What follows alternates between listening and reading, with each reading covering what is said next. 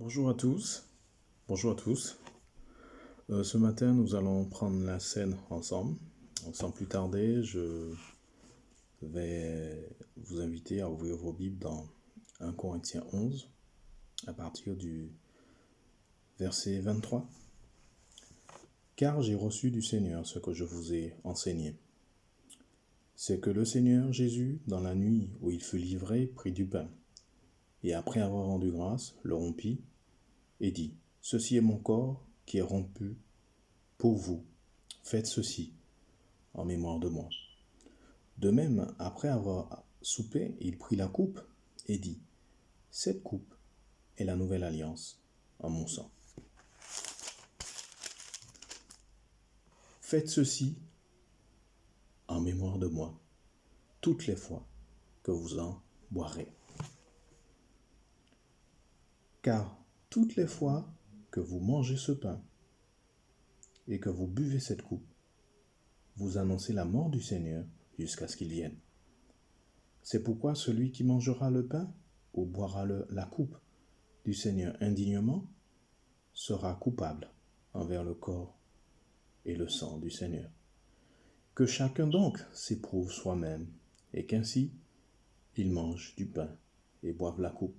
Car celui qui mange et boit sans discerner le corps du Seigneur mange et boit un jugement contre lui-même. C'est la scène que nous prenons tous les dimanches ou tous les 15 jours selon nos assemblées est un symbole très fort parce qu'il nous rappelle les souffrances du Seigneur. Le Seigneur Jésus a été à la croix pour nous. Il a porté nos péchés. Et tout ce qui nous était réservé, le châtiment qui nous donne la paix est tombé sur lui. Et aujourd'hui, en prenant cette scène, en fait, nous nous rappelons de tout ce qu'il a fait pour nous. Nous nous rappelons aussi qu'il est ressuscité et qu'il revient. Et comme il a dit dans sa parole, vous annoncez la mort du Seigneur jusqu'à ce qu'il vienne. Et Paul, dans son exhortation aux Corinthiens, leur rappelle qu'il est important de s'examiner avant de s'approcher de la table du Seigneur, pour ne pas prendre un jugement, boire un jugement contre nous-mêmes. Donc c'est un moment très important dans le culte, la scène. Donc c'est important pour nous de nous examiner, de regarder dans nos vies des choses qui ne glorifient pas le Seigneur et de demander pardon et de s'éloigner de ces choses. Donc avant de passer à la scène, je vais nous inviter à prendre un petit temps pour prier, examiner.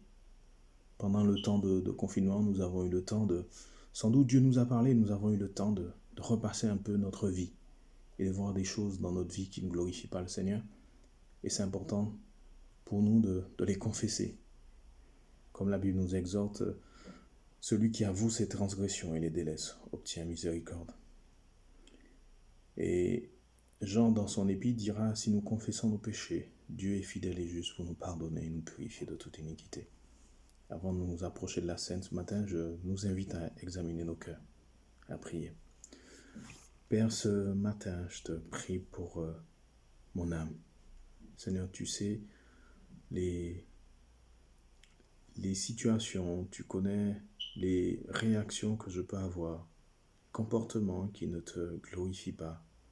Ou je prie, Père, que tu puisses me pardonner de toute mauvaise pensée, tout mauvais acte que j'ai pu avoir, que j'ai pu poser. Au nom de Jésus, je te prie aussi de bénir mon frère, de pardonner mon frère et ma sœur qui ont posé des actes qui ne t'ont pas glorifié. Et nous voulons te demander pardon ce matin.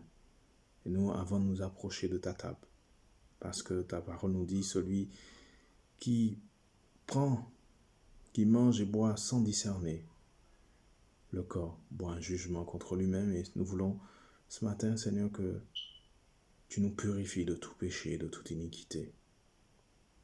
Pardonne-nous, Seigneur. Purifie nos cœurs, au nom de Jésus, afin que nous puissions nous approcher de ta table, d'être réconciliés avec toi. Amen.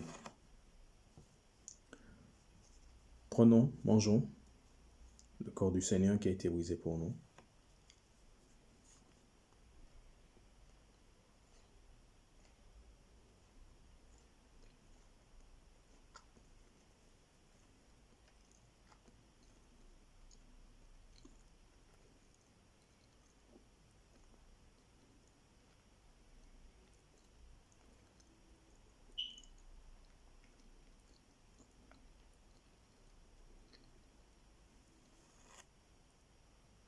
Buvons son sang qui a coulé pour nous.